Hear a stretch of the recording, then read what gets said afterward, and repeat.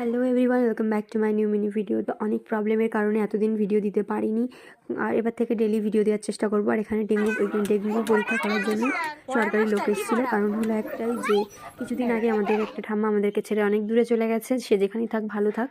আর তার ডেঙ্গু হয়েছিল, আজকে সন্ধ্যাবেলা ভর্তি করেছে, আর কালকে উনি এরকম মারা গেছে সন্ধ্যাবেলা বিকালের দিকে। সন্ধ্যাবেলা ওনার বডি নিয়ে এসেছিলো, সন্ধ্যাবেলা বলা ভুল, বিকালবেলা নিয়ে এসেছিলো। তো ওই কারণেই আমাদের এখানে ডেঙ্গু টেস্ট করানো হচ্ছিলো। আমি এখানে ব্লাড স্যাম্পেল ব্লাড স্যাম্পেল আমি দিলাম, আমার ঠাম্মা এখানে ব্লাড স্যাম্পেল দিচ্ছিলো, আর ব্লাড স্যাম্পেলের নাম্বারিং করছিলো, আর দেন এখানে নাম আর কত বয়স সেগুলো লেখা হচ্ছিলো।